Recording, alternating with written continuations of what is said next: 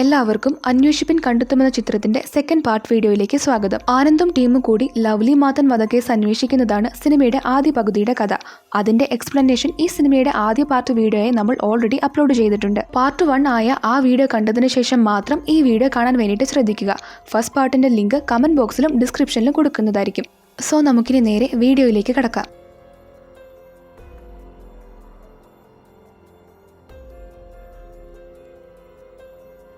അങ്ങനെ സസ്പെൻഷൻ കാലാവധിയൊക്കെ കഴിഞ്ഞിട്ട് കോട്ടയം എസ് പിയുടെ ഓഫീസിലേക്ക് അദ്ദേഹത്തെ കാണാൻ വേണ്ടി എത്തിയിരിക്കുകയാണ് ആനന്ദ്. എസ് പി രാജഗോപാൽ ആനന്ദിനെ അകത്തേക്ക് വിളിപ്പിച്ചിട്ട് പറയും, നിങ്ങളുടെ സസ്പെൻഷൻ പിൻവലിക്കുന്നതിൽ ഒരുപാട് എതിർപ്പുണ്ടായിരുന്നു. നിങ്ങൾ 4 പേർക്കും ഒരിക്കലും സ്റ്റേഷൻ ഡ്യൂട്ടി കൊടുക്കില്ലെന്നുള്ള എന്റെ ഉറപ്പിലാണ് സസ്പെൻഷൻ പിൻവലിച്ചത് എന്ന്. എന്നിട്ട് അദ്ദേഹം പറയും, ലവ്ലി മാത്തൻ കേസിൽ താൻ എത്രത്തോളം എഫേർട്ട് ഇട്ടു എന്ന് നന്നായിട്ട് അറിയാവുന്ന ഞാൻ ഇങ്ങനൊരു ഉറപ്പ് കൊടുക്കണമെന്നുണ്ടെങ്കിൽ അതിനുള്ള ധൈര്യം ഇതാണെന്ന് പറഞ്ഞ് മറ്റൊരു കേസ് ഫയൽ ആനന്ദിനെ ഏൽപ്പിക്കുകയാണ്. കോട്ടയത്തെ ചെറുവള്ളി എന്ന ഗ്രാമത്തിൽ 6 വർഷങ്ങൾക്ക് മുന്നേ നടന്ന ശ്രീദേവി കൊലപാതക കേസിന്റെ ഫയലായിരുന്നു അത്. ലോക്കൽ പോലീസും ക്രൈം ബ്രാഞ്ചും SITയും ഒക്കെ അന്വേഷിച്ചിട്ടും യഥാർത്ഥ പ്രതി ആരാണെന്ന് കണ്ടുപിടിക്കാൻ സാധിക്കാത്തതുകൊണ്ട് പേരിന് വെറും ഒരു അന്വേഷണം കൂടി നടത്തിയിട്ട് കേസ് എന്നേക്കുമായി ക്ലോസ് ചെയ്യാനാണ് ഗവൺമെന്റ് തീരുമാനിക്കുന്നത്. സ്ഥലത്തെ SP ആയതുകൊണ്ട് രാജഗോപാലിനാണ് ടീമിനെ സെലക്ട് ചെയ്യാനുള്ള ചുമതല. അതുകൊണ്ട് താൻ ആനന്ദിനെയും ആനന്ദിനൊപ്പം സസ്പെൻഷനിലായ 3 പോലീസുകാരെയും കേസ് അന്വേഷിക്കാനായി അങ്ങോട്ടേക്ക് അയക്കാനാണ് തീരുമാനിച്ചതെന്ന് SP പറയും. പുറമേ നിന്ന് നോക്കുകയാണെങ്കിൽ ഇത് വലിയ മലമറിക്കുന്ന കേസൊന്നുമല്ല. പക്ഷെ എങ്ങാനും നിങ്ങൾ ഇതിൽ ചെറിയൊരു തുമ്പെങ്കിലും കണ്ടുപിടിക്കുകയാണെങ്കിൽ നിങ്ങളെ ചീത്ത വിളിച്ച മാധ്യമങ്ങൾ തന്നെ നിങ്ങളുടെ മുന്നിൽ കൈകൂപ്പി നിൽക്കും. ഇത്തവണ റിസ്ക് എടുക്കാൻ നിൽക്കുകയും വേണ്ട. കുറ്റവാളിയെക്കുറിച്ച് എന്തെങ്കിലും ഡീറ്റെയിൽസ് കിട്ടുകയാണെങ്കിൽ അത് ഉടനെ തന്നെ എന്നെ അറിയിച്ചാൽ മതി. ബാക്കി കാര്യം ഞാൻ നോക്കിക്കൊള്ളാം. അതല്ല ഇനി ഒന്നും കണ്ടുപിടിക്കാൻ സാധിച്ചില്ലെങ്കിലും അതിനും ഒരു കുഴപ്പവുമില്ല. വെറുതെ ഒരു ക്ലോഷർ റിപ്പോർട്ട് നൽകിയാൽ മതി. ആരും നിങ്ങളെ ഒന്നും ചെയ്യാൻ പോകുന്നില്ല.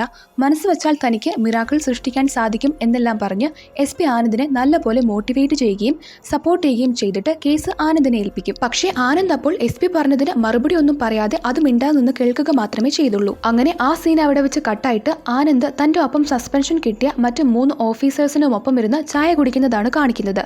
SP അവർക്ക് നൽകിയ പുതിയ കേസിനെ കുറിച്ചെല്ലാം ആനന്ദ് അവരോടായി പറയുന്നുണ്ട്.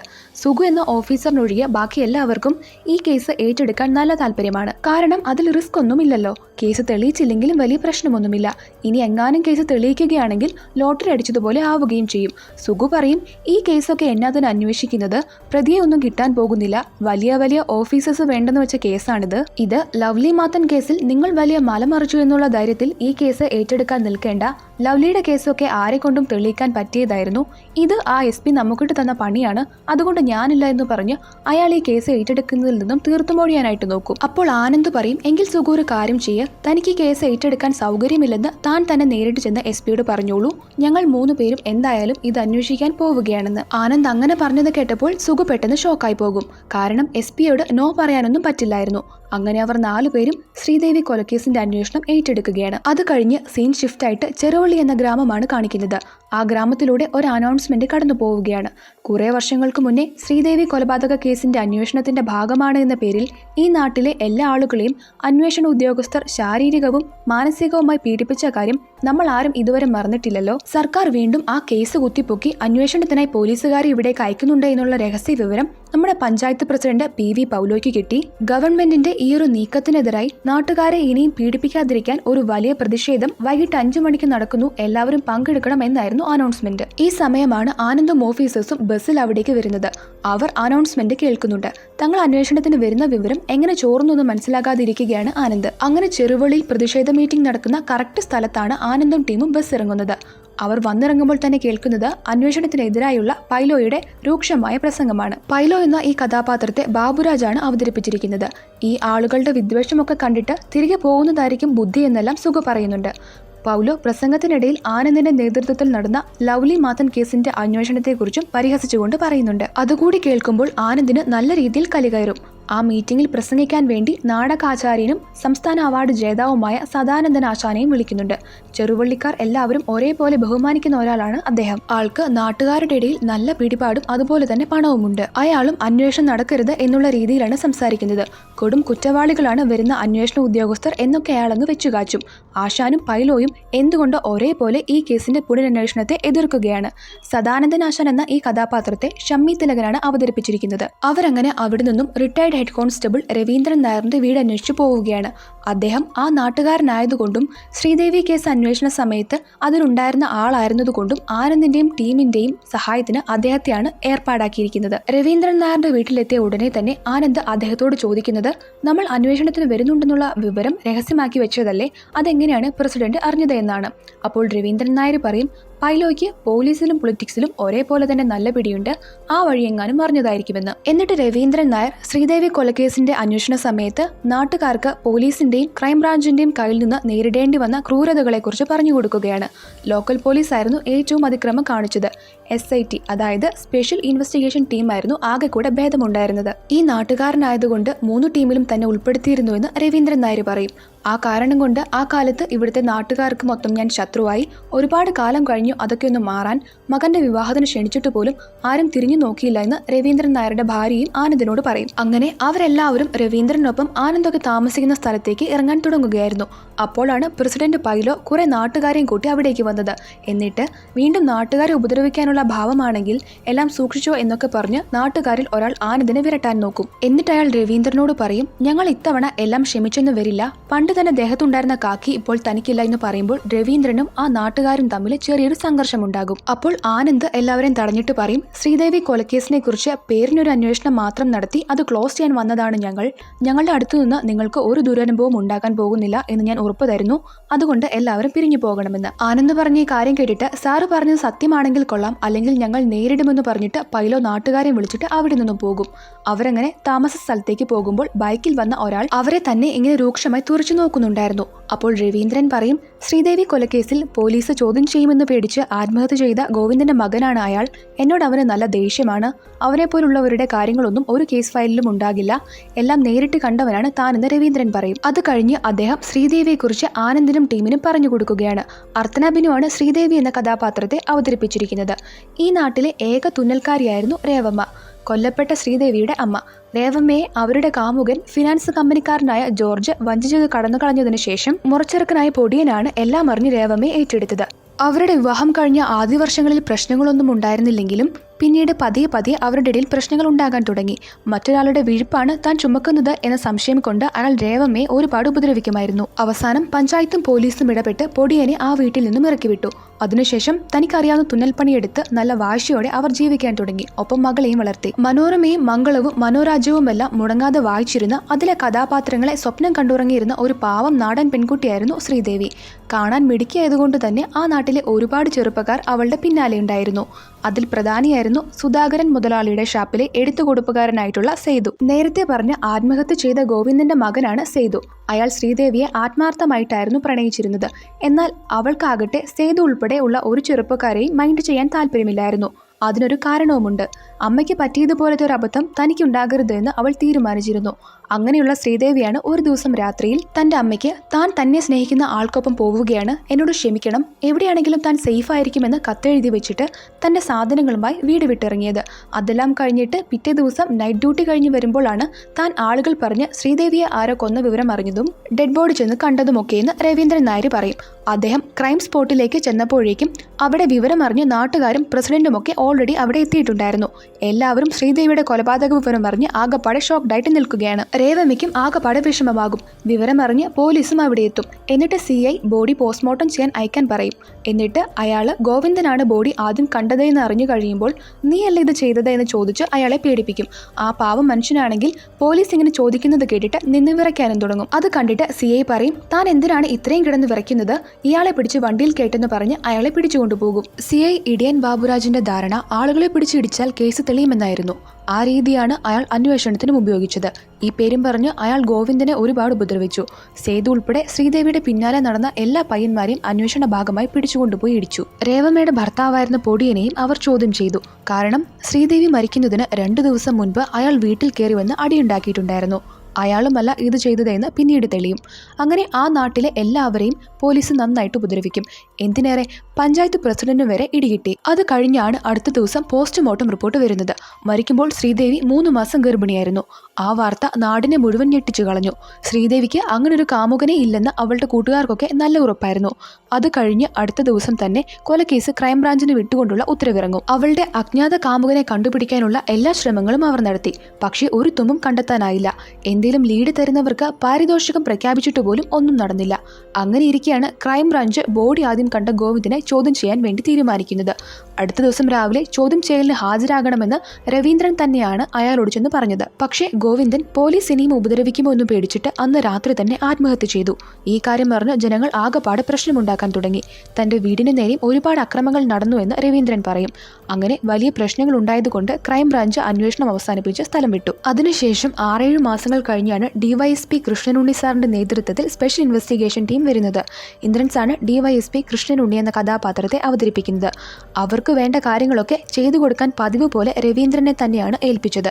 ശ്രീദേവിയുമായി ബന്ധം സ്ഥാപിക്കാൻ ശ്രമിച്ച ചെറുപ്പക്കാരുടെ പിന്നാലെയുള്ള അന്വേഷണത്തിന്റെ റൂട്ടൊന്ന് മാറ്റിയിട്ട് ആ പെൺകുട്ടിയുമായി ഇടപെട്ടിരുന്ന സകല പുരുഷന്മാരെയും ഏജ് ലിമിറ്റ് എന്ന കണ്ടീഷൻ ഇല്ലാതെ അന്വേഷണത്തിന്റെ പരിധിയിൽ കൊണ്ടുവരാൻ ഡിവൈഎസ്പി തീരുമാനിച്ചു. ആ അന്വേഷണം ചെന്നെത്തിയത് പറങ്ങോട് എന്ന ആളിലായിരുന്നു. ശ്രീദേവി മരിച്ചു കിടന്നിരുന്ന റബ്ബർ തോട്ടത്തിന്റെ ഉടമ അയാളായിരുന്നു. അയാൾക്ക് ഈ കേസുമായി ബന്ധമുണ്ടാകുമെന്ന സംശയത്തിന് മറ്റൊരു കാരണം കൂടി ഉണ്ടായിരുന്നു. പറങ്ങോടൻ അത്യാവശ്യം സ്ത്രീ വിഷയത്തിലൊക്കെ താല്പര്യമുള്ള ആളാണ്. കൂടാതെ 6 കൊല്ലം മുന്നേ ആ ഗ്രാമത്തിൽ TV ഉണ്ടായിരുന്ന 4-5 വീടുകളിൽ ഒന്ന് അയാളുടേതായിരുന്നു. ശ്രീദേവി അവിടെ സ്ഥിരമായി TV കാണാൻ പോകാറുമുണ്ടായിരുന്നു. സ്വന്തം തോട്ടത്തിലെ റബ്ബർ മരങ്ങൾ അയാൾ സ്വയമായിരുന്നു ടാപ്പ് ചെയ്തിരുന്നത്. പക്ഷേ ശ്രീദേവിയുടെ മരണം നടന്ന അന്ന് അയാൾ ടാപ്പിങ്ങിന് ഇറങ്ങിയിരുന്നില്ല. അങ്ങനെ ഇറങ്ങിയിരുന്നെങ്കിൽ ഗോവിന്ദന് പകരം അയാളായിരുന്നു ശ്രീദേവിയുടെ ഡെഡ് ബോഡി ആദ്യം കാണേണ്ടയാൾ. ഈ സംശയമുള്ളതുകൊണ്ട് പെരിങ്ങോടനെ പിടിച്ചുകൊണ്ടുവന്ന് എന്താണെന്ന് ടാപ്പിങ്ങിന് ഇറങ്ങാതിരുന്നതെന്ന് കൃഷ്ണനുണ്ണി സാർ ചോദിക്കും. പിറ്റേന്ന് ഭാര്യയുടെ ചേട്ടത്തിയുടെ മോളുടെ കല്യാണം മറ്റൊരു സ്ഥലത്ത് വെച്ചുണ്ടായിരുന്നു. അതാണ് ടാപ്പിങ്ങിന് ഇറങ്ങാതിരുന്നതെന്ന് അയാൾ മൊഴി നൽകും. പക്ഷെ പിറ്റേ ദിവസം ശ്രീദേവിയുടെ മരണവാർത്ത അറിഞ്ഞതുകൊണ്ട് താൻ കല്യാണത്തിന് പോയില്ലായിരുന്നുവെന്നും അയാൾ ഡിവൈഎസ്പി ചോദിക്കുമ്പോൾ പറയുന്നുണ്ട്. എന്നിട്ട് താൻ ആ കൊച്ചിന്റെ ബോഡി കാണാൻ പോയായിരുന്നു എന്ന് ചോദിക്കുമ്പോൾ അയാൾ താൻ വിവരം അറിഞ്ഞ ഉടനെ തന്നെ കാണാൻ പോയായിരുന്നു എന്ന് പറയും. പക്ഷെ അയാൾ നുണ പറഞ്ഞതായിരുന്നു. ഈ കാര്യം ചോദ്യം ചെയ്യലിന്റെ സമയത്ത് ഡിവൈഎസ്പിക്ക് ഒപ്പമുണ്ടായിരുന്ന രവീന്ദ്രൻ പറയുകയും അവസാനം താൻ ബോഡി കാണാൻ പോയില്ലായിരുന്നു, അത് പേടി കാരണമാണ്, അല്ലാതെ മറ്റൊന്നും കൊണ്ടല്ല, തന്നെ വിശ്വസിക്കണമെന്ന് പറങ്ങോടൻ കരഞ്ഞു പറയുകയും ചെയ്തു. പക്ഷേ അയാളുടെ പല ഉത്തരങ്ങളും വിശ്വസനീയമായിരുന്നില്ല. അയാളാണ് പ്രതിയെന്ന് ഏറെക്കുറെ അന്വേഷണ സംഘം ഉറപ്പിച്ചതായിരുന്നു. അതൊന്നുകൂടി ഉറപ്പിക്കാൻ വേണ്ടി ഡിവൈഎസ്പി പറങ്ങോടിനെ ഒരു ഫെർട്ടിലിറ്റി ടെസ്റ്റിന് വിധേയനാക്കി. പക്ഷേ ആ ടെസ്റ്റിന്റെ റിസൾട്ട് നെഗറ്റീവായിരുന്നു. അതായത് അയാൾക്ക് നിലവിൽ ഒരു കുട്ടിയുടെ അച്ഛനാകാൻ കഴിയില്ല എന്ന് തെളിഞ്ഞു. അതോടുകൂടി SITയുടെ ഇൻവെസ്റ്റിഗേഷനും വഴിമുട്ടി. മറ്റു ചില വഴികളിലൂടെ അന്വേഷണം നടന്നെങ്കിലും ഒന്നും ഫലം കണ്ടില്ല. ആ സമയത്താണ് മറ്റൊരു കുപ്രസിദ്ധ കൊലപാതകം നടക്കുന്നതും ഗവൺമെന്റ് ആ കേസ് കൃഷ്ണനുണ്ണിയെ ഏൽപ്പിക്കുന്നതും. അതോടുകൂടി ശ്രീദേവി കൊലക്കേസിന്റെ അന്വേഷണം ഏതാണ്ട് നിശ്ചലമായി. CBI ഏൽപ്പിക്കാൻ നോക്കിയെങ്കിലും ഒന്നും നടന്നില്ല എന്ന് രവീന്ദ്രൻ പറയും. അങ്ങനെ രവീന്ദ്രൻ നായർ ശ്രീദേവി കൊലപാതക കേസിന്റെ ഡീറ്റെയിൽസ് എല്ലാം ആനന്ദിനോടും ടീമിനോടും പറഞ്ഞു തീരുമ്പോഴേക്കും അവർ താമസ സ്ഥലത്ത് എത്തിയിട്ടുണ്ടായിരുന്നു. 1-2 ദിവസത്തേക്കുള്ള സാധനങ്ങളൊക്കെ അടുക്കളയിൽ വാങ്ങി വെച്ചിട്ടുണ്ടെന്ന് പറഞ്ഞിട്ട് അയാൾ അവിടെ നിന്നും ഇറങ്ങാൻ തുടങ്ങുമ്പോൾ ആനന്ദ് അദ്ദേഹത്തെ ഒന്നുകൂടെ വിളിച്ചിട്ട് ചോദിക്കും, ഞങ്ങൾ ഈ കേസ് അന്വേഷിക്കണോ അതോ അധികം സമയം മെനക്കെടുത്താതെ ക്ലോഷർ റിപ്പോർട്ട് തയ്യാറാക്കി പോകണോ എന്ന്. അപ്പോൾ രവീന്ദ്രൻ പറയും, എന്തായാലും കാര്യങ്ങളൊക്കെ കേട്ടല്ലോ, ഇനി നിങ്ങൾ നിങ്ങളുടെ യുക്തി പോലെ ചെയ്തോ എന്ന്. എന്നിട്ട് അയാൾ അവിടെ നിന്നും പോവുകയാണ്. അത് കഴിഞ്ഞ് നെക്സ്റ്റ് ഡേ ആണ് കാണിക്കുന്നത്. ആനന്ദും ബാക്കിയുള്ളവരും ഭക്ഷണം കഴിച്ചുകൊണ്ടിരിക്കുകയാണ്. ആനന്ദ് കേസിനെ കുറിച്ച് സംസാരിക്കുമ്പോൾ ആർക്കും പഴയ പോലെ ആ ചൂടും കോൺഫിഡൻസും ഒന്നുമില്ല. അതിലേറ്റവും നെഗറ്റീവ് പറയുന്നത് എപ്പോഴത്തെയും പോലെ സുഖ തന്നെയാണ്. എന്തായാലും വന്ന സ്ഥിതിക്ക് വരുന്ന 5 ദിവസത്തേക്ക് നമുക്ക് ശ്രീദേവി കൊലക്കേസിന് പിന്നാലെ വെറുതെ ഒന്ന് പോയി നോക്കാം. അതിനുള്ളിൽ പോലീസിനും SITക്കും ഒന്നും കിട്ടാത്ത എന്തെങ്കിലും ഒരു കച്ചിത്തുരുമ്പ് കിട്ടുകയാണെങ്കിൽ നമുക്ക് അന്വേഷണം തുടരാമെന്ന് ആനന്ദ് തീരുമാനിക്കും. അത് കഴിഞ്ഞ് അടുത്ത ദിവസമാണ് കാണിക്കുന്നത്. ആനന്ദ് തന്റെ ടീമിനൊപ്പം ശ്രീദേവിയുടെ അമ്മ രേവമ്മയുടെ അടുത്തേക്ക് ചെന്നിരിക്കുകയാണ്. അമ്മ അവരോട് പറയും, അവൾക്ക് അങ്ങനെ ഒരു അഫയർ ഉണ്ടായിരുന്നു എന്നുള്ള കാര്യം എനിക്ക് ചിന്തിക്കാൻ പോലും സാധിക്കുന്നില്ല. എല്ലാ കാര്യങ്ങളും എന്നോട് പറയുന്ന കുട്ടിയായിരുന്നു അവളെന്ന്.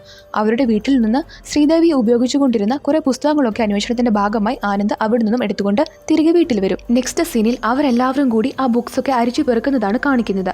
അങ്ങനെ ഒരു ബുക്കിനിടയിൽ നിന്നും ശ്രീദേവിക്ക് എഴുതിയ ഒരു കത്തിന്റെ എൻവലപ്പ് അവർക്ക് കിട്ടും. Lekha Satheesh, quarters number A7, ഗോരങ്ക ഇൻഡസ്ട്രിയൽ എസ്റ്റേറ്റ്, കല്യാൺ, ബോംബെ എന്നായിരുന്നു കത്ത് വന്ന അഡ്രസ്സ്. അങ്ങനെ ആനന്ദ് ശ്രീദേവിയുടെ ആകപ്പാടെയുള്ള കൂട്ടുകാരി ലേഖ സതീഷിനെ കാണുകയാണ്. ലേഖ പറയും, കത്തയച്ച സമയത്ത് താൻ ഭർത്താവ് സതീഷിനൊപ്പം ബോംബെയിലായിരുന്നു. അദ്ദേഹത്തിന് അവിടെ ഒരു കമ്പനിയിലായിരുന്നു ജോലി. അവിടെ ഉണ്ടായിരുന്ന തീപിടുത്തത്തിൽ പുള്ളിക്കാരൻ മരിക്കുകയാണ് ഉണ്ടായത് എന്ന്. തനിക്ക് ശ്രീദേവി അയച്ചിരുന്ന കത്തുകളിൽ നിന്നും ഒരിക്കൽ പോലും അവൾക്കൊരു കാമുകൻ ഉണ്ടായിരുന്നതുപോലെ തോന്നിയിട്ടില്ല എന്നാണ് ലേഖയും പറയുന്നത്.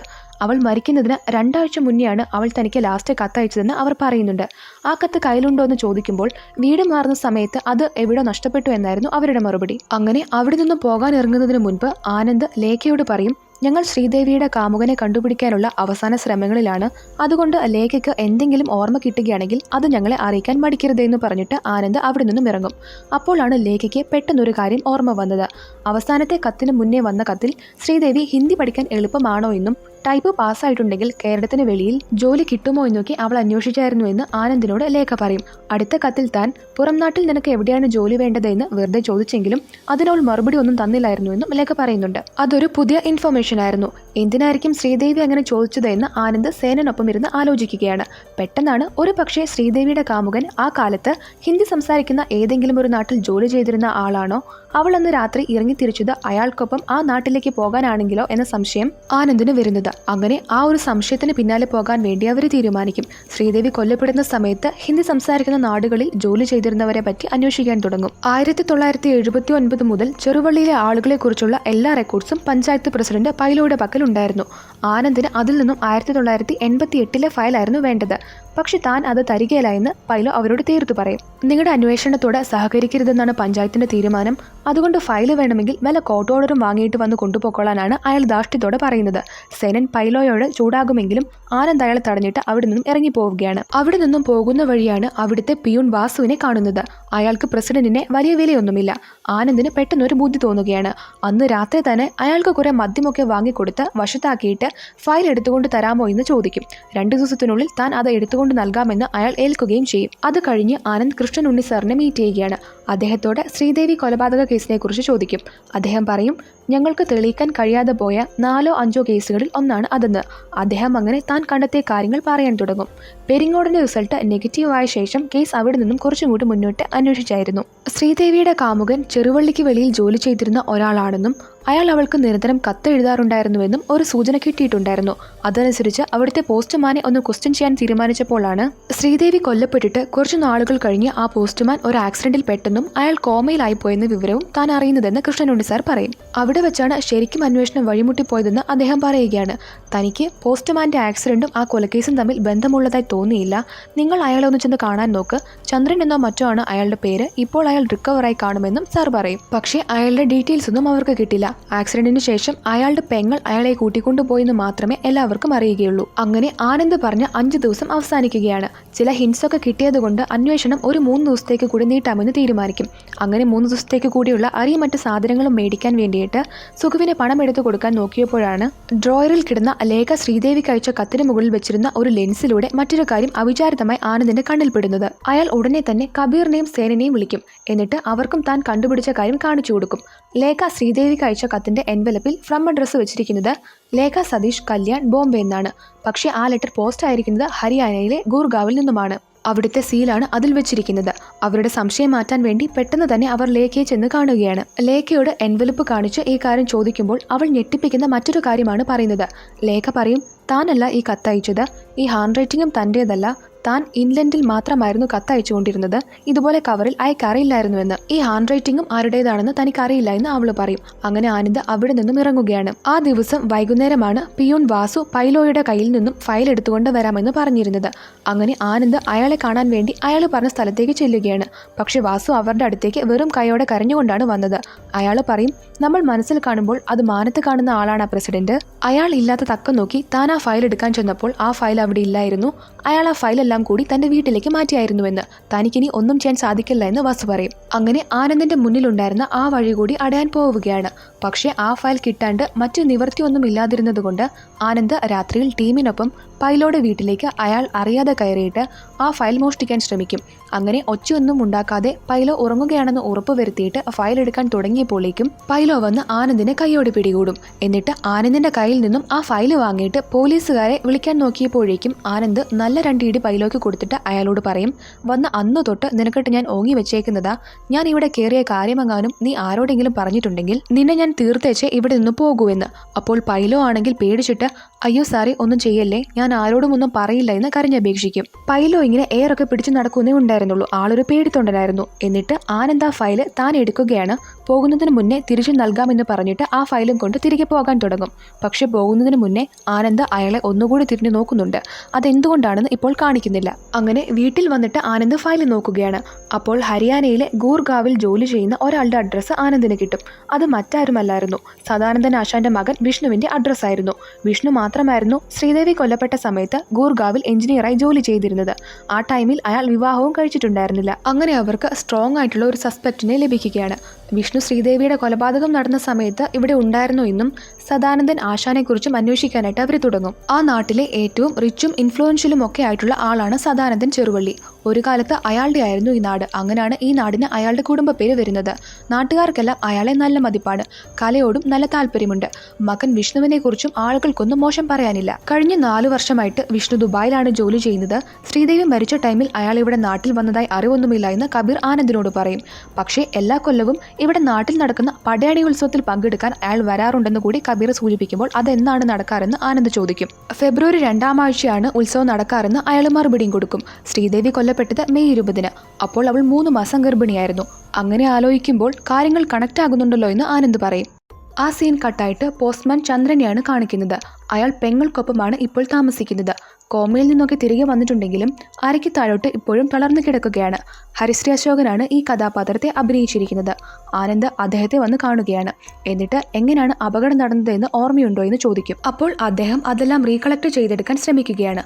ഒരു കറുത്ത അംബാസഡർ കാറാണ് വന്ന് ഇടിച്ചതെന്ന് ചന്ദ്രൻ സംസാരശേഷി തിരിച്ചു കിട്ടിയ സമയത്ത് പറയുമായിരുന്നുവെന്ന് പെങ്ങളുടെ മകൻ ആനന്ദിനോട് പറയും. അപ്പോഴേക്ക് 3 വർഷം കഴിഞ്ഞിട്ടുണ്ടായിരുന്നു. അതുകൊണ്ട് അതിനെക്കുറിച്ച് കൂടുതൽ അന്വേഷിക്കാനൊന്നും പോയില്ല എന്നും അയാൾ പറയും. എന്നിട്ട് ആനന്ദ് ചന്ദ്രനോട് ശ്രീദേവി കൊലക്കേസിനെ കുറിച്ച് എന്തെങ്കിലും ഓർമ്മയുണ്ടോ എന്ന് ചോദിച്ചിട്ട് ശ്രീദേവിക്ക് കിട്ടിയ കത്തിലെ ഹാൻഡ് റൈറ്റിംഗ് കാണിച്ചു കൊടുക്കും. ആ കാലത്ത് ഈ ഹാൻഡ് റൈറ്റിംഗിൽ മറ്റാർക്കെങ്കിലും കത്ത് വരാറുണ്ടായിരുന്നോ എന്ന് ചോദിക്കും. അപ്പോൾ ചന്ദ്രൻ എന്തൊക്കെയോ കാര്യങ്ങൾ ആനന്ദിനോട് പറയുന്നുണ്ട്. ആ സീൻ അങ്ങനെ അവിടെ വെച്ച് കട്ടാവുകയാണ്. അത് കഴിഞ്ഞ് പൈലോയാണ് കാണിക്കുന്നത്. അയാൾ നാട്ടുകാരോടൊക്കെ ഇങ്ങനെ സംസാരിച്ചു വരുമ്പോൾ അയാളെ കാത്ത് ആനന്ദ് നിൽപ്പുണ്ടായിരുന്നു. ആനന്ദിനെ കാണുമ്പോൾ അയാൾ പേടിച്ചൊന്ന് പരങ്ങുന്നുണ്ട്. ആനന്ദ് അയാളെ വിളിപ്പിച്ചിട്ട് താൻ എടുത്ത ഫയല് തിരികെ കൊടുക്കും. എന്നിട്ട് പറയും, ഞങ്ങൾ അന്വേഷണം അവസാനിപ്പിച്ച് നാളെ തിരികെ പോകും. ഒരു ക്ലോഷർ റിപ്പോർട്ട് തയ്യാറാക്കാൻ പ്രധാന സസ്പെക്റ്റുകളുടെ ഒക്കെ മൊഴി ഒന്നുകൂടി എടുക്കണം. നാളെ രാവിലെ 9 മണിക്കാണ് അത് പ്രസിഡന്റ് വരണമെന്ന്. അത് കേൾക്കുമ്പോൾ അയാൾ പേടിച്ചു പോകും. അയാൾ ചോദിക്കും, അയ്യോ ഞാനും സസ്പെക്റ്റ് ആണോ എന്ന്. അപ്പോൾ ആനന്ദ് ചിരിച്ചുകൊണ്ട് പറയും, അതല്ല, മൊഴിയെടുക്കുമ്പോൾ ഉത്തരവാദിത്തപ്പെട്ട ഒരാൾ വിറ്റ്നസ് ആയിട്ട് വേണം, അതാണ് വരാൻ പറഞ്ഞത് എന്ന്. അത് കേൾക്കുമ്പോൾ അയാൾ സമാധാനത്തോടെ ഞാൻ എന്തായാലും എത്തിക്കോളാം എന്ന് പറയും. അയാൾ അവിടെ നിന്ന് പോയി കഴിയുമ്പോൾ ആനന്ദ് അയാളെ വല്ലാത്തൊരു നോട്ടം നോക്കുന്നുണ്ട്. അത് കഴിഞ്ഞ് അടുത്ത ദിവസമാണ് കാണിക്കുന്നത്. സസ്പെക്ട്സ് എല്ലാം റിപ്പോർട്ട് തയ്യാറാക്കാൻ വേണ്ടി പറഞ്ഞ പ്രകാരം എത്തിയിട്ടുണ്ട്. രവീന്ദ്രൻ നായരും ബാക്കി ടീം മെമ്പേഴ്സും വിറ്റ്നസ്സായി പൈലോയും ഉണ്ട്. പുറത്തായി ബാക്കി സസ്പെക്ട്സ് സേതുവും പെരിങ്ങോടനും നിൽക്കുകയാണ്. അങ്ങനെ പൊടിയനോട് ഇങ്ങനെ ചോദ്യം ചോദിച്ചുകൊണ്ടിരിക്കുമ്പോഴാണ് ഒരു കറുത്ത അംബാസഡർ കാറിൽ സസ്പെക്റ്റായ സദാനന്ദൻ ആശാൻ വരുന്നത്. വന്ന ഉടനെ തന്നെ അയാൾ പൈലോയോട് ദേഷ്യപ്പെട്ടിട്ട് എന്നെ എന്നാത്തിനാ ഇങ്ങോട്ടേക്ക് വിളിച്ചു വരുത്തിയതെന്ന് ചോദിക്കുകയാണ്. അയാൾ അങ്ങനെ ഒരുപാട് കിടന്ന് ഒച്ചപ്പാടും ബഹളവും ഉണ്ടാക്കും. അങ്ങനെ ആശാനെ ചോദ്യം ചെയ്യാൻ വിളിപ്പിക്കുകയാണ്. റൂമിൽ അപ്പോൾ പൈലോയും ആനന്ദിന്റെ ടീമും രവീന്ദ്രനുമാണ് ഉള്ളത്. ആനന്ദ് ആശാനോട് പറയും, ഞങ്ങൾ കേസ് അന്വേഷിപ്പ് നിർത്തി പോവുകയാണ്. തോറ്റാണ് മടക്കം, എങ്കിലും കുറ്റവാളിയെക്കുറിച്ചുള്ള ചില സൂചനകളൊക്കെ ഞങ്ങൾക്ക് കിട്ടിയിട്ടുണ്ടെന്ന്. ഇത് കേട്ടിട്ട് ആശാൻ പുച്ഛത്തോടെ എന്തറിയാമെന്ന് ആനന്ദിനോട് ചോദിക്കും. ആനന്ദ് അങ്ങനെ പറഞ്ഞു തുടങ്ങും. അയാൾ പറയും, നമ്മളെല്ലാവരും വിചാരിച്ചിരുന്നത് പോലെ ശ്രീദേവിയെ കൊന്നത് ഒരു ചെറുപ്പക്കാരനായിരുന്നില്ല. അയാൾക്ക് പ്രായം 60 കഴിഞ്ഞിട്ടുണ്ട്. അയാൾ ജീവിതത്തിൽ കുറെയൊക്കെ നേടിയവനും നഷ്ടപ്പെടാൻ ഏറെ ഉള്ളവനുമാണ്. അയാൾക്ക് ഒരു മകനുണ്ട്. അവനായിരുന്നു കൊല്ലപ്പെട്ട ആ പെൺകുട്ടിയുടെ കാമുകൻ എന്നെല്ലാം ആനന്ദ് പറയുന്നത് കേൾക്കുമ്പോൾ പതിയെ ആശാന്റെ മുഖത്തെ പുച്ഛമൊക്കെ മാറിയിട്ട് ടെൻഷനും പേടിയും ആകാനായിട്ട് തുടങ്ങും. ആനന്ദ് എന്നിട്ട് വീണ്ടും കണ്ടിന്യൂ ചെയ്യുകയാണ്. ശ്രീദേവിയാണ് തന്റെ മകന്റെ കാമുകി എന്നുള്ളത് അയാൾക്കും അറിയാമായിരുന്നു. ഞങ്ങൾ മകനോട് സംസാരിച്ചിരുന്നു എന്ന് പറഞ്ഞിട്ട് ആനന്ദ് മകൻ തങ്ങളോട് പറഞ്ഞ കാര്യങ്ങൾ റെക്കോർഡ് ചെയ്തു വെച്ചിരുന്നത് ആശാനെ കേൾപ്പിക്കും. ആ വ്യക്തിയുടെ സൗണ്ട് കേൾക്കുമ്പോഴേക്കും അയാൾ നന്നായിട്ട് പരിഭ്രമിക്കുന്നുണ്ട്. പിന്നീട് മകന്റെ വോയിസ് റെക്കോർഡിംഗ് ആണ് കേൾപ്പിക്കുന്നത്. മകൻ പറയും, ശ്രീദേവിയെ തനിക്ക് ചെറുപ്പം മുതൽ അറിയാമായിരുന്നു, ഇഷ്ടവുമായിരുന്നു അവളെ. പക്ഷെ വീട്ടിൽ അറിയുമോ എന്ന പേടി കാരണം അവളുടെ പിറകെ നടക്കാൻ പോയിട്ടില്ല. ശ്രീദേവി കൊല്ലപ്പെടുന്നതിന് 1 കൊല്ലം മുന്നേ പഞ്ചായത്തിന്റെ നേതൃത്വത്തിൽ ഒരു ക്ലീനിംഗ് പ്രോഗ്രാം നടന്നിട്ടുണ്ടായിരുന്നു. താനും ശ്രീദേവിയും ഉൾപ്പെടെ ചെറുവള്ളിയിലെ എല്ലാ യുവാക്കളും അതിൽ പങ്കെടുത്തിട്ടുമുണ്ടായിരുന്നു. അവിടെ വെച്ചാണ് ഞങ്ങളുടെ ബന്ധം തുടങ്ങിയത്. ആ ബന്ധം പിന്നീട് സ്ട്രോങ് ആയി. പരസ്പരം ഒരുമിച്ച് ജീവിക്കാൻ സ്വന്തം കാലിൽ നിൽക്കണമെന്നും അതിന് തനിക്കൊരു ജോലി വേണമെന്നും അതുവരെ തങ്ങളുടെ ബന്ധം മറ്റാരും അറിയരുതെന്ന ബോധ്യവും ഞങ്ങൾക്കുണ്ടായിരുന്നു. അങ്ങനെയാണ് താൻ കേരളത്തിന് വെളിയിൽ ജോലി നോക്കിയതും അധികം വൈകാതെ ഡൽഹിയിൽ ഒരു കമ്പനിയിൽ ജോലി കിട്ടിയതും. പിന്നീട് കത്തുകളിലൂടെയായിരുന്നു ഞങ്ങൾ പ്രണയിച്ചത്. മാസത്തിൽ 1-2 കത്തുകൾ. അങ്ങനെ 8 മാസങ്ങൾക്ക് ശേഷം ഉത്സവത്തിനാണ് താൻ പിന്നീട് നാട്ടിലെത്തിയത്. പക്ഷേ ഉത്സവം നടന്ന ആ രാത്രിയിൽ ആരും അറിയാതെ ഞങ്ങൾ മീറ്റ് ചെയ്യുകയും അപ്പോഴത്തെ സാഹചര്യം കാരണം ഞങ്ങൾ ഇന്റിമേറ്റ് ആവുകയും ചെയ്തു. അത് കഴിഞ്ഞ് താൻ നാട്ടിൽ നിന്നും തിരികെ എത്തി 2 മാസം കഴിഞ്ഞാണ് പ്രഗ്നന്റ് ആണെന്ന് സൂചിപ്പിച്ചുകൊണ്ട് ശ്രീദേവി കത്തെഴുതിയത്. അവൾ വല്ലാണ്ട് പേടിച്ചിരുന്നു. തനിക്കും ഇതറിഞ്ഞ് ഒരുപാട് ടെൻഷനായിട്ട് കാര്യങ്ങളൊക്കെ തന്റെ റൂംമേറ്റായ ലാലിനോട് പറയേണ്ടി വന്നു. അവനാണ് എത്രയും വേഗം ഞാൻ ശ്രീദേവിയെ വിവാഹം കഴിക്കണമെന്ന് പറഞ്ഞത്. അങ്ങനെ ഞാൻ മെയ് 20 നാട്ടിലെത്തുമെന്നും കുരിശടിക്ക് മുന്നിൽ കാത്തു നിൽക്കണമെന്നും പറഞ്ഞ് അവൾക്ക് കത്തെഴുതി. അതിന് താൻ എന്ത് സംഭവിച്ചാലും ഇറങ്ങി വരുമെന്ന് പറഞ്ഞുള്ള ശ്രീദേവിയുടെ മറുപടി കത്തും കിട്ടി. അതുപ്രകാരം ഞാനും ലാലും കൂടി മെയ് 20 തന്നെ കോട്ടയത്ത് എത്തിയിട്ട് അവിടെ ഒരു ലോഡ്ജിൽ മുറിയെടുത്തു. താൻ വന്ന വിവരം മറ്റാരും അറിഞ്ഞിട്ടുണ്ടായിരുന്നില്ല. എന്നിട്ട് പറഞ്ഞ സമയത്ത് ശ്രീദേവിയെ പറഞ്ഞിരുന്ന ലൊക്കേഷനിൽ പോയി കാത്തു നിൽക്കാനായിട്ട് തുടങ്ങി. ആ രാത്രി മുഴുവൻ അവിടെ കാത്തിരുന്നെങ്കിലും അവൾ വന്നില്ല. ശ്രീദേവിക്ക് എന്തോ പറ്റിയെന്ന് മനസ്സിലാക്കിയിട്ട് അത് അന്വേഷിക്കാൻ താൻ ലാലിനെ ചെറുവള്ളിയിലേക്ക് അയച്ചു. ലാൽ വഴിയാണ് ശ്രീദേവി കൊല്ലപ്പെട്ട വിവരം താൻ അറിയുന്നത്. എനിക്ക് അവളെ കാണണമെന്നുണ്ടായിരുന്നു. പക്ഷെ ലാൽ സമ്മതിച്ചില്ല. കാരണം കൊലക്കേസിൽ അവൻ കൂടെ പ്രതിയാകുമെന്നായിരുന്നു അവന്റെ പേടി. അങ്ങനെ ആ ദിവസം തന്നെ ഞങ്ങൾ 2 പേരും കൂടി നാട്ടിൽ നിന്നും തിരിച്ചു പോന്നു. ഈ കാര്യങ്ങളെല്ലാം ഏറ്റുപറഞ്ഞ ശേഷം അയാൾ പറയും, എല്ലാവരും നാട്ടിൽ ശ്രീദേവിയുടെ കാമുകനെ തേടി നടക്കുന്ന സമയത്ത് സ്വന്തം ജീവിതം എന്ന സ്വാർത്ഥതയുടെ പേരിലും സുഹൃത്തിന് കൊടുത്ത വാക്കിന്റെ പേരിലും താൻ ഇതുവരെ ആരോടും ഒന്നും മിണ്ടിയില്ല എന്ന്. അങ്ങനെ ആ വോയിസ് റെക്കോർഡ് മുഴുവൻ കേട്ട് കഴിഞ്ഞിട്ട് ആശാനെയാണ് കാണിക്കുന്നത്. അയാൾ പരിഭ്രമിച്ചിട്ട് അയാളുടെ കണ്ണൊക്കെ നിറഞ്ഞു വരികയാണ്. ആനന്ദ് അയാൾക്ക് കുറച്ച് വെള്ളം കൊടുത്തിട്ട് പറയും, ഇവനിപ്പോൾ ഈ പറഞ്ഞതൊക്കെ ഞങ്ങൾ അന്വേഷിച്ച ആശാനെ, എല്ലാം ഉള്ളത് തന്നെയാണ്. ഇതിൽ കൂടുതൽ ഇൻവോൾവ്മെന്റ് ഒന്നും ഇവന് ഈ കേസിലില്ല എന്ന്. പക്ഷെ ഇപ്പോഴും ഒരു ചോദ്യം അവശേഷിക്കുകയാണ്, ആര് എന്തിന് ശ്രീദേവിയെ കൊന്നു? എന്നിട്ട് ആനന്ദ് പറയും, പോസ്റ്റ്മാൻ ചന്ദ്രൻ ചേട്ടനാണ് ആ കാര്യം അറിയാൻ സഹായിച്ചത് എന്ന്. ആശാൻ ചന്ദ്രൻ എന്ന പേര് കേൾക്കുമ്പോൾ പെട്ടെന്നൊന്ന് ഷോക്കാകും. അപ്പോൾ ആനന്ദ് പറയും, ചന്ദ്രൻ ഇപ്പോഴും ജീവിച്ചിരിപ്പുണ്ട്. അരയ്ക്ക് താഴോട്ട് തളർത്തിയിട്ടാലും കാലം അയാളെ ചില സത്യങ്ങളൊക്കെ പറയാൻ ബാക്കി വെച്ചായിരുന്നു എന്ന്. ആനന്ദ് എന്നിട്ട് അയാളുടെ അടുത്ത് നിന്നിട്ട് പറയും, നിങ്ങൾ തമ്മിൽ ആദ്യമായി സ്റ്റാമ്പ് ഒട്ടിക്കാത്ത ഒരു കത്ത് കൈമാറിയത് മുതലുള്ള എല്ലാ സംഭവങ്ങളും അയാൾ പറഞ്ഞിട്ടുണ്ടെന്ന്. അതെല്ലാം വെച്ച് ഈ കൊലക്കേസ് ഞങ്ങൾ ഇങ്ങനെ കൺക്ലൂഡ് ചെയ്യുകയാണ് ആശാനെ എന്ന് പറഞ്ഞ് ആനന്ദ് അയാളുടെ പുറകിലായി വന്നു നിന്നിട്ട് അയാളോട് ശ്രീദേവിയെ കൊന്നതിന് കാരണമെന്ന് പറയുകയാണ്. തന്നേക്കാൾ ജാതിയിൽ താഴ്ന്ന, സമ്പത്തിൽ താഴ്ന്ന, കുലമഹിമയിൽ താഴ്ന്ന ഒരു പെൺകുട്ടിയെ തന്റെ മകൻ സ്വീകരിക്കാൻ പോവുകയാണെന്നറിഞ്ഞ് വിരളിപ്പൂണ്ട ഒരച്ഛൻ നടത്തിയ ദുരഭിമാന കൊല, അതാണ് ശ്രീദേവി കൊലക്കേസെന്ന് പറയുമ്പോൾ ആശാൻ ആകെപ്പാടെ തകർന്നു പോകും. അയാൾ പെട്ടെന്ന് ഡിസ്റ്റർബ്ഡ് ആകും. ഇത് കണ്ടിട്ട് ആനന്ദ് ചോദിക്കും, ഇതൊക്കെ കണ്ടിട്ട് ആശാൻ എന്തിനാണ് ടെൻഷനാകുന്നത്? ആശാൻ പൊക്കോളൂ, നേരത്തെ പോകേണ്ടതല്ലേ എന്ന് പറഞ്ഞ് അയാളെ അവിടെ നിന്നും അറസ്റ്റ് ചെയ്യാതെ പറഞ്ഞു വിടും. ആശാൻ ഇങ്ങനെ തല താഴ്ത്തി പോകുന്നത് അവരെല്ലാവരും നോക്കി നിൽക്കുകയാണ്. അയാളെ വെറുതെ വിടുകയാണോ എന്ന് സേനൻ ചോദിക്കുമ്പോൾ ആനന്ദ് പറയും, ആരെയും അറസ്റ്റ് ചെയ്യാനും കസ്റ്റഡിയിലെടുക്കാനുമുള്ള അധികാരമൊന്നും നമുക്ക് നൽകിയിട്ടില്ല എന്ന്. പ്രതി ആരാണെന്ന് ഉറപ്പായ സ്ഥിതിക്ക് നമുക്കത് മുകളിലേക്ക് റിപ്പോർട്ട് ചെയ്യാം, ബാക്കി അവർ തീരുമാനിക്കട്ടെ എന്നാണ് ആനന്ദ് പറയുന്നത്. അത് കഴിഞ്ഞ് ആനന്ദിന്റെ ടീമിനെ മീറ്റ് ചെയ്യാൻ വേണ്ടിയിട്ട് SP രാജഗോപാൽ വരികയാണ്. അദ്ദേഹം പറയും, താൻ ഫോണിൽ കൂടി പറഞ്ഞപ്പോൾ ഞാൻ കുറച്ച് കൺഫ്യൂസ്ഡ് ആയിപ്പോയി. ഇപ്പോഴാണ് എല്ലാം ക്ലിയർ ആയത്. ബാക്കി കാര്യങ്ങൾ ഇനി അയാളാണ് പറയേണ്ടത് എന്ന് പറഞ്ഞിട്ട് രാജഗോപാൽ പ്രതിയെ അറസ്റ്റ് ചെയ്യാൻ വേണ്ടിയിട്ട് പോവുകയാണ്. ആനന്ദും ടീമും ഒപ്പമുണ്ട്. നഷ്ടപ്പെട്ട ആത്മവിശ്വാസമൊക്കെ അയാൾക്കിപ്പോൾ തിരികെ കിട്ടി. അങ്ങനെ പ്രതിയെ പിടിക്കാൻ പോകുമ്പോഴാണ് ആളുകളൊക്കെ വെപ്രാളപ്പെട്ട് എങ്ങോട്ടേക്ക് പോകുന്നത് അവർ ശ്രദ്ധിക്കുന്നത്. എന്തോ പന്തികേടുണ്ടെന്ന് അവർക്ക് മനസ്സിലാകും. വഴിയിൽ കണ്ട ഒരാളോട് എന്താണ് കാര്യമെന്ന് ചോദിക്കുമ്പോൾ പറയും, നരിക്കുന്നിലെ ബംഗ്ലാവിന്റെ പിറകിലുള്ള മരക്കൊമ്പിൽ ഒരുത്തൻ തൂങ്ങിച്ചത്തു കിടക്കുകയാണെന്ന്. അത് കേൾക്കുമ്പോൾ പെട്ടെന്ന് ആനന്ദിന്റെ നെഞ്ചിലൂടെ ഒരു കൊള്ളിയാൻ പായും. അങ്ങനെ അവർ വേഗം തന്നെ സ്ഥലത്തേക്കെത്തി ബോഡി നോക്കുകയാണ്. ആത്മഹത്യ ചെയ്തത് മറ്റാരുമല്ല, റിട്ടയർഡ് ഹെഡ് കോൺസ്റ്റബിൾ രവീന്ദ്രൻ നായരായിരുന്നു. അത് കണ്ടിട്ട് ആനന്ദ് താൻ ഇത്രയും ഭാഗ്യം കെട്ടവനായി പോയല്ലോ എന്നോർത്ത് ഇങ്ങനെ നിസ്സഹായനായി നിൽക്കുകയാണ്. ഇവിടെ വെച്ചാണ് ഒരു ട്വിസ്റ്റ് വെളിവാകുന്നത്. മരിക്കുന്നതിന് മുൻപ് രവീന്ദ്രൻ SP-ക്ക് ഒരു ആത്മഹത്യക്കുറിപ്പ് എഴുതിയിട്ടുണ്ടായിരുന്നു. ഇങ്ങനെയായിരുന്നു കത്തിലുണ്ടായിരുന്നത്, പിടിക്കപ്പെടുമെന്ന് ഞാൻ ഒരിക്കലും കരുതിയിരുന്നില്ല. പക്ഷേ അങ്ങ് അയച്ച പുതിയ അന്വേഷണ സംഘം എൻ്റെ ആ വിശ്വാസം തെറ്റിച്ചു. ഇന്ന് നടന്ന ചോദ്യം ചെയ്യലിനിടയിൽ ഞാൻ പോലും അറിയാതെ അവർ എൻ്റെ മുഖത്തു നിന്നും സത്യം വായിച്ചെടുത്തു എന്നായിരുന്നു കത്തിലുണ്ടായിരുന്നത്. എന്താണ് യഥാർത്ഥത്തിൽ സംഭവിച്ചത് എന്ന് വെച്ചിട്ടുണ്ടെങ്കിൽ ആനന്ദ് ആശാനെ കേൾപ്പിച്ച ആ വോയിസ് റെക്കോർഡിംഗ് ആശാന്റെ മകൻ വിഷ്ണുവിൻ്റെതായിരുന്നില്ല. നേരെ മറിച്ച് രവീന്ദ്രൻ നായരുടെ മകൻ സുദീപിൻ്റെതായിരുന്നു. സുദീപും ശ്രീദേവിയും തമ്മിലായിരുന്നു പ്രണയം. വിഷ്ണു എന്ന് പറഞ്ഞ് നമ്മളെ കാണിച്ചത് സുദീപിനെ തന്നെയായിരുന്നു. സുദീപിന് ഇങ്ങനെ ആരുടെയോ കയ്യിൽ നിന്നും ഒരുപാട് കൂലിക്കത്ത് വരുന്നുണ്ടെന്നറിഞ്ഞിട്ട് ചന്ദ്രൻ ആ കാര്യം വെറുതെ രവീന്ദ്രനോട് പറഞ്ഞായിരുന്നു. രവീന്ദ്രൻ നോക്കിയപ്പോൾ അഡ്രസ് എഴുതിയേക്കുന്ന കൈപ്പട ഒട്ടും പരിചയമുണ്ടായിരുന്നില്ല. അതുകൊണ്ട് ചന്ദ്രന്റെ കയ്യിൽ നിന്നും തന്ത്രപൂർവ്വം ആ കത്ത് തന്റെ മകൾ അയക്കുന്നതാണെന്നും സ്റ്റാമ്പ് ഒട്ടിച്ച് നാളെ തന്നെ തിരികെ അയച്ചോളാമെന്നും പറഞ്ഞ് കൈപ്പറ്റിയിട്ട് അത് ആരെഴുതിയതാണെന്ന് അറിയാനായി രവീന്ദ്രൻ ആ കത്ത് പൊട്ടിച്ച് വായിച്ചു നോക്കി. താൻ പ്രഗ്നന്റ് ആണെന്ന് കാണിച്ച് ശ്രീദേവി സുദീപിന് അയച്ച കത്തായിരുന്നു അത്.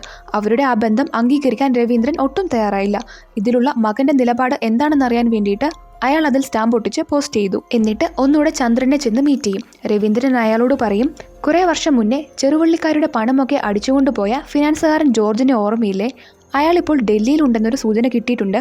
പക്ഷെ അയാളുടെ അഡ്രസ്സ് അറിയില്ല. അയാൾ ഇവിടേക്ക് തന്റെ മകൾക്ക് ഇടയ്ക്കിടയ്ക്ക് കത്തയക്കുന്നുണ്ടെന്ന് ഒരു സൂചന കിട്ടിയിട്ടുണ്ട്. അത് ആ തയ്യൽക്കാരി രേവമ്മയുടെ മകളാണ്. അതുകൊണ്ട് ചന്ദ്രൻ പോലീസിനെ ഒന്ന് ഹെൽപ്പ് ചെയ്യണം. ആ പെൺകുട്ടിക്ക് വരുന്ന കത്തുകളെല്ലാം ആരും അറിയാതെ എന്നെ ഏൽപ്പിക്കണം. അത് ജോർജ് അയച്ചതാണോ എന്ന് ചെക്ക് ചെയ്തിട്ട് അന്ന് വൈകിട്ട് തന്നെ താൻ തിരിച്ചേൽപ്പിക്കാമെന്ന് രവീന്ദ്രൻ പറയും. ചന്ദ്രൻ ആദ്യം അതിന് സമ്മതിക്കില്ലെങ്കിലും രവീന്ദ്രൻ അയാളെ നിർബന്ധിപ്പിച്ച് സമ്മതിപ്പിക്കും. തന്റെ മകൻ ശ്രീദേവിയോട് എന്തു പറയുമെന്ന് അറിയാനാണ് അയാൾ അങ്ങനെ ചെയ്തത്. അങ്ങനെ മകൻ എഴുതിയ 2 കത്ത് അയാൾക്ക് കിട്ടി. അത് വായിക്കുമ്പോൾ അയാൾക്ക് ശരിക്കും കലി കയറും. പറയാനൊരു അച്ഛൻ പോലും ഇല്ലാത്ത ശ്രീദേവിയെ കൊണ്ട് ഒളിച്ചോടാനുള്ള സുദീപിന്റെ പ്ലാൻ അയാൾക്ക് തകർക്കണമായിരുന്നു. മെയ് 20 മകൻ വരുമെന്നറിഞ്ഞിട്ട് രവീന്ദ്രനും ആ ദിവസത്തിനായി കാത്തിരുന്നു. അത് കഴിഞ്ഞ് രാത്രിയിൽ ഒരു ബാഗിൽ തന്റെ കുറച്ച് സാധനങ്ങളുമായി സുദീപിന്റെ അടുത്തേക്ക് റബ്ബർ തോട്ടത്തിലൂടെ പോവുകയായിരുന്ന ശ്രീദേവി എന്ന ആ പാവം പെൺകുട്ടിയെ അയാൾ പതുങ്ങി പിന്നിൽ നിന്നും ആക്രമിച്ചതിനു ശേഷം അവളുടെ തല റബ്ബർ മരത്തിൽ ദേഷ്യത്തോടെ ഇടിച്ചിടിച്ച് അവളെ കൊന്നുകളഞ്ഞു. ഇതായിരുന്നു അന്ന് രാത്രി സംഭവിച്ചത്. കേസ് അന്വേഷിച്ച പോലീസുകാർക്ക് ഇതിൽ ഇത്രയും ചുറ്റുണ്ടെന്ന് മനസ്സിലാക്കാൻ സാധിക്കാത്തതുകൊണ്ട് രവീന്ദ്രൻ നായർ പിടിക്കപ്പെട്ടില്ല. അതോടൊപ്പം പോസ്റ്റ്മാൻ ചന്ദ്രനും ഒരു ആക്സിഡന്റിൽപ്പെട്ട് കോമയിലായത് അയാൾക്ക് ഗുണം ചെയ്തു. ഇനി ഒരിക്കലും താൻ പിടിക്കപ്പെടില്ലെന്ന് അയാൾ വിശ്വസിച്ചിരുന്നു. പക്ഷേ ആനന്ദും സംഘവും അയാളുടെ ആ വിശ്വാസത്തെ തകർത്തു. താനാണ് കുറ്റവാളിയെന്ന് അവർക്ക് മനസ്സിലായെന്ന് മനസ്സിലാക്കിയ രവീന്ദ്രൻ കുറ്റമെല്ലാം സമ്മതിച്ചുകൊണ്ട് ഒരു കുറിപ്പ് എഴുതി വെച്ച് ആത്മഹത്യ ചെയ്യുകയായിരുന്നു. അത് കഴിഞ്ഞ് ആനന്ദിന് എങ്ങനെയാണ് രവീന്ദ്രൻ നായരാണ് കുറ്റവാളിയെന്ന് മനസ്സിലായതെന്ന് കാണിക്കുകയാണ്. കേസിന്റെ ഡീറ്റെയിൽസ് വിശദീകരിച്ചു കൊടുത്തുകൊണ്ടിരിക്കുമ്പോൾ അയാൾ പോസ്റ്റ്മാൻ ചന്ദ്രന്റെ കാര്യം ആനന്ദിനോട് പറയാതെ മനഃപൂർവ്വം മറച്ചുവെച്ചതായിരുന്നു. ചന്ദ്രന്റെ കാര്യം പിന്നീട് കൃഷ്ണനുണ്ണി സാർ പറയുമ്പോഴാണ് ആനന്ദ് അറിയുന്നത്. അപ്പോൾ ആനന്ദിന് രവീന്ദ്രൻ എന്തുകൊണ്ട് ഈ കാര്യം മറച്ചുവെച്ചു എന്ന സംശയം വന്നായിരുന്നു. കൂടാതെ അന്ന് പൈലോടെ വീട്ടിൽ ഫയൽ എടുക്കാൻ കയറിയപ്പോൾ ഞങ്ങൾ അന്വേഷണത്തിന് ഈ നാട്ടിലേക്ക് വരുന്നുണ്ടെന്നുള്ള വിവരം എങ്ങനെയാണ് അറിഞ്ഞത് എന്ന് ചോദിച്ചപ്പോൾ അത് സാറേ രവീന്ദ്രൻ നായർ പറഞ്ഞതാണ്. അയാൾ നിങ്ങളെ ഈ നാട്ടിൽ നിന്നും ഓടിച്ചില്ലെങ്കിൽ പണ്ടത്തെക്കാളും പ്രശ്നമുണ്ടാകുമെന്ന് പറഞ്ഞുവെന്ന് പൈലോ വെളിപ്പെടുത്തിയിട്ടുണ്ടായിരുന്നു. കൂടാതെ ആ ഫയലിൽ വിഷ്ണുവിന്റെ പേരിനൊപ്പം ഗൂർഗാവ് എന്ന് കണ്ടപ്പോൾ അന്വേഷണം അയാളിലേക്ക് കേന്ദ്രീകരിക്കാൻ തീരുമാനിച്ചതായിരുന്നു. പക്ഷേ ആ ഫയലിലുള്ള രവീന്ദ്രൻ നായരുടെ മകൻ സുദീപിന്റെ ഡീറ്റെയിൽസ് പരിശോധിച്ചപ്പോൾ ആനന്ദിന് ചെറിയൊരു കൺഫ്യൂഷൻ ഉണ്ടായി. ഡൽഹിയിലെ ഒരു പ്രൈവറ്റ് കമ്പനിയിലാണ് സുദീപ് ജോലി ചെയ്യുന്നതായിരുന്നു ഫയലിൽ. ഡൽഹിയും ഗൂർഗാവും തമ്മിൽ യാത്രാ ദൂരം 1 മണിക്കൂറിൽ താഴെ മാത്രമേ ഉണ്ടായിരുന്നുള്ളൂ. പോരാത്തതിന് കുറഞ്ഞ വാടകയ്ക്ക് ഗൂർഗാവിൽ താമസിച്ചിട്ട് ഡൽഹിയിൽ ജോലി ചെയ്യുന്നതും സാധാരണമായിരുന്നു. ഈ സംശയങ്ങളൊക്കെ ഉള്ളതുകൊണ്ട് രവീന്ദ്രൻ നായരെയും മകനെയും കൂടി അന്വേഷണ പരിധിയിൽ കൊണ്ടുവരാൻ ആനന്ദ് തീരുമാനിച്ചു. എന്നിട്ട് ആനന്ദ് വിഷ്ണുവിന് സംശയമുള്ളതുകൊണ്ട് സദാനന്ദനാശാന്റെ വീട്ടിലെത്തി കാര്യങ്ങളൊക്കെ പറഞ്ഞു. ഒരു ചെറിയ അനിഷ്ടത്തോടുകൂടി അദ്ദേഹത്തിന്റെ മകൻ വിഷ്ണുവിന്റെ ഹാൻഡ് റൈറ്റിംഗ് ശ്രീദേവിക്ക് വന്ന ലെറ്ററിലെ ഹാൻഡ് റൈറ്റിംഗുമായി പരിശോധിക്കാൻ അദ്ദേഹം സമ്മതിച്ചു. അപ്പോൾ എൻവലപ്പിലെ ഹാൻഡ് റൈറ്റിംഗും വിഷ്ണുവിന്റെ ഹാൻഡ് റൈറ്റിംഗും ഒന്നല്ല എന്ന് ബോധ്യമായി. കൂടാതെ ആശാന്റെ വീട്ടിൽ നിന്നും തന്നെ വിഷ്ണുവുമായി സംസാരിക്കുകയും ചെയ്തു. എൻവലപ്പിലെ കൈയക്ഷരം വിഷ്ണു ഐഡന്റിഫൈ ചെയ്യാൻ വേണ്ടിയിട്ട് പിറ്റേന്നത്തെ ഫ്ലൈറ്റിൽ തന്നെ അതിനൊരു സെറോക്സ് കോപ്പി ഒരു യാത്രക്കാരന്റെ കയ്യിൽ ആനന്ദ് വിഷ്ണുവിന്റെ അടുത്തേക്ക് കൊടുത്തുവിട്ടിട്ടുണ്ടായിരുന്നു. അത് കഴിഞ്ഞ് ചന്ദ്രനെ മീറ്റ് ചെയ്തിട്ട് അയാൾ പറഞ്ഞ കാര്യങ്ങളൊക്കെ കൂടി കേട്ട് കഴിഞ്ഞപ്പോൾ ആനന്ദിന് കൊലക്കേസിന്റെ കെട്ടുകളൊക്കെ ഏതാണ്ട് അഴിക്കാൻ സാധിച്ചു. എങ്കിലും വിഷ്ണുവിന്റെ കോളിനു വേണ്ടി ആനന്ദ് വെയിറ്റ് ചെയ്തിരിക്കുകയായിരുന്നു. അയാളുടെ പ്രതീക്ഷ പോലെ തന്നെ ആ കൈയക്ഷരം സുദീപിന്റേതാണെന്ന് വിഷ്ണു ഐഡന്റിഫൈ ചെയ്തു. വിഷ്ണു സുദീപും ചൈൽഡ്ഹുഡ് ഫ്രണ്ട്സ് ആയിരുന്നു. ജോലിയൊന്നും ആകാതിരുന്ന സുദീപിന് വിഷ്ണുവാണ് താൻ ജോലി ചെയ്തിരുന്ന കമ്പനിയുടെ ഡൽഹി ഓഫീസിൽ ജോലി റെഡിയാക്കി കൊടുത്തത്. ഇങ്ങനെ നല്ല സുഹൃത്തുക്കളായിരുന്നെങ്കിലും ശ്രീദേവിയുമായുള്ള ബന്ധം വിഷ്ണുവിൽ നിന്നും അയാൾ മറച്ചുവെച്ചു. നാട്ടിൽ ആരെങ്കിലും അറിയുമോ എന്ന് ഭയന്നാണ് അങ്ങനെ ചെയ്തത്. ഇങ്ങനൊരു എൻവലപ്പ് കിട്ടിയപ്പോൾ തന്നെ വിഷ്ണു സുദീപിനെ വിളിച്ച് കാര്യങ്ങളൊക്കെ അന്വേഷിച്ചു. അയാൾ ഒന്നും നിഷേധിച്ചില്ല എന്ന് മാത്രമല്ല എല്ലാം ആനന്ദിനോട് ഏറ്റു പറയാൻ ഒരുക്കമാണെന്ന് അറിയിക്കുകയും ചെയ്തു. എന്നിട്ടാണ് വൈകിട്ട് സുദീപ് കോൾ ചെയ്ത് കാര്യങ്ങളെല്ലാം പറയുകയും ആനന്ദ് അത് റെക്കോർഡ് ചെയ്യുകയും ചെയ്തത്. സുദീപ് പറഞ്ഞ കാര്യങ്ങൾ കൂടി കേട്ട് കഴിയുമ്പോൾ രവീന്ദ്രൻ നായർ തന്നെയായിരിക്കും പ്രതിയെന്ന് ഏറെക്കുറെ ഉറപ്പായി. ആനന്ദിനും സംഘത്തിനും അയാളുടെ മുഖത്തുനിന്ന് തന്നെ അയാളാണ് പ്രതി എന്നുള്ളത് വായിച്ചെടുക്കണമായിരുന്നു. 30 വർഷം സർവീസിലിരുന്ന് പരിചയമുള്ള ഒരു കൊലപാതകം ചെയ്തിട്ട് 6 വർഷം പിടിക്കപ്പെടാതിരുന്നയാൾ ഒരു നോർമൽ ഇൻട്രോഗേഷൻ നടത്തിയാൽ വഴുതി പോകുമോ എന്ന് അവർക്ക് ഭയമുണ്ടായിരുന്നു. അതുകൊണ്ട് അയാൾക്ക് വേണ്ടി ഒരു ഡിസെപ്റ്റീവ് മെത്തേഡ് ഓഫ് ഇൻട്രോഗേഷൻ, അതായത് യഥാർത്ഥ സസ്പെക്റ്റിനെ കുറിച്ച് അറിഞ്ഞതെല്ലാം അയാളുടെ സാന്നിധ്യത്തിൽ വെച്ച് ഒരു ഡമ്മി സസ്പെക്റ്റിനോട് പറയുക എന്ന മെത്തേഡ് യൂസ് ചെയ്യാൻ വേണ്ടിയിട്ട് തീരുമാനിച്ചു. ആ ഡമ്മി സസ്പെക്റ്റ് ആയിരുന്നു ആശാൻ. അയാൾക്ക് ഈ കേസിൽ ഒരു പങ്കുമില്ല. ചന്ദ്രനെ ഇടിച്ച കാറും അയാളുടേതായിരുന്നില്ല. ആശാൻ ഇങ്ങനെ ചോദ്യം ചെയ്യുമ്പോൾ ആനന്ദ് അദ്ദേഹത്തിന്റെ പിറകിലായി വന്ന് നിൽക്കുകയാണല്ലോ ചെയ്തത്. അത് എന്തിനായിരുന്നു എന്ന് വെച്ചിട്ടുണ്ടെങ്കിൽ ആശാന്റെ തൊട്ടടുത്ത് തന്നെയായിരുന്നു രവീന്ദ്രൻ നിന്നിരുന്നത്.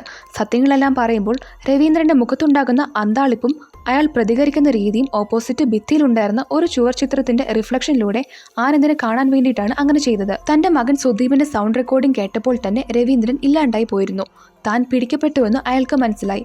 ആശാൻ ഇറങ്ങിപ്പോയ കൂടെ തന്നെ അയാളും പുറത്തേക്ക് പോയിട്ടുണ്ടായിരുന്നു. തന്നേക്കാൾ ജാതിയിൽ താഴ്ന്ന, സമ്പത്തിൽ താഴ്ന്ന, കുലമഹിമയിൽ താഴ്ന്ന ഒരു പെൺകുട്ടിയെ തന്റെ മകൻ സ്വീകരിക്കാൻ പോവുകയാണെന്നറിഞ്ഞ് വിരളി പൂണ്ട ഒരച്ഛൻ നടത്തിയ ദുരഭിമാനക്കൊല, അത് തന്നെയായിരുന്നു ശ്രീദേവി കൊലക്കേസ്. ഈ കാര്യങ്ങളൊക്കെ അവിടേക്ക് രവീന്ദ്രനെ അറസ്റ്റ് ചെയ്യാൻ വന്ന SP യോടും ആനന്ദ് ഓൾറെഡി പറഞ്ഞിട്ടുണ്ടായിരുന്നു. അങ്ങനെ എന്താണ് യഥാർത്ഥത്തിൽ നടന്നത് എന്ന് കാണിച്ചിട്ട് നിസ്സഹായനായി നിൽക്കുന്ന ആനന്ദിനെയാണ് കാണിക്കുന്നത്. SP വന്ന് ടീമിനോട് പറയും, അയാളുടെ വിധി തിരഞ്ഞെടുത്തു, എന്തായാലും നിങ്ങൾ നിങ്ങളുടെ ജോലി നല്ല രീതിയിൽ തന്നെ തീർത്തു എന്ന് പറഞ്ഞ് അഭിനന്ദിച്ചിട്ട് ആനന്ദിന്റെ തോളിൽ തട്ടി അയാളെ ആശ്വസിപ്പിച്ച് വിഷമത്തോടുകൂടി അദ്ദേഹം ബാക്കി പ്രൊസീജിയേഴ്സ് ചെയ്യാൻ വേണ്ടിയിട്ട് പോവുകയാണ്. തങ്ങൾക്ക് കിട്ടിയ ഈ രണ്ടാമത്തെ കേസിലും അവർക്ക് പ്രതിയെ ജീവനോട് പിടികൂടി നിയമത്തിന് മുന്നിൽ കൊണ്ടുവരാൻ സാധിച്ചില്ല.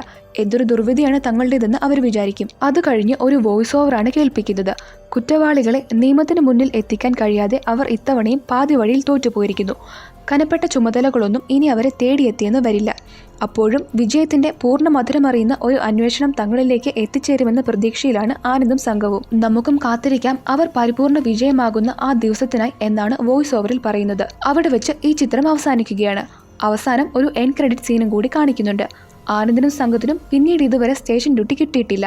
സേനന് പാറാവുകാരനായും സുഖുവിന് പോലീസ് കിച്ചണിലും കബീറിനും അവിടെ തന്നെയായും ആനന്ദിന് റൈഫിൾസ് ഒക്കെ വൃത്തിയാക്കി വർക്കിംഗ് കണ്ടീഷനിലാക്കി വെക്കുന്ന ജോലിയുമാണ് കിട്ടിയത്. അവർ തങ്ങളെ ഏൽപ്പിച്ചിരിക്കുന്ന ജോലികൾ ചെയ്യുന്നത് കാണിച്ചുകൊണ്ടാണ് ചിത്രം അവസാനിക്കുന്നത്. ഈ അടുത്ത് വന്ന നല്ലൊരു മിസ്റ്ററി ക്രൈം ത്രില്ലർ ആയിട്ടാണ് സിനിമ ഫീൽ ചെയ്തത്. എല്ലാവരും വളരെ നന്നായിട്ട് തന്നെ തങ്ങളുടെ കഥാപാത്രങ്ങൾ അവതരിപ്പിച്ചിട്ടുമുണ്ട്. നല്ല സ്റ്റോറി ലൈനുമായിരുന്നു. നിങ്ങൾക്ക് ഈ ഫിലിമും അതിൻ്റെ എക്സ്പ്ലനേഷനും ഇഷ്ടമായെന്ന് കമൻറ്റിലൂടെ തീർച്ചയായും അറിയിക്കുക. ഇതുവരെ ചാനൽ സബ്സ്ക്രൈബ് ചെയ്തിട്ടില്ല എങ്കിൽ സബ്സ്ക്രൈബ് ചെയ്ത് സപ്പോർട്ട് ചെയ്യാനും കൂടി ശ്രമിക്കുക. ഈ വീഡിയോ അവസാനം വരെ കണ്ട എല്ലാവർക്കും ഒരുപാട് നന്ദി അറിയിക്കുന്നു. അടുത്തൊരു വീഡിയോയുമായി നമുക്ക് ഉടനെ തന്നെ കാണാം.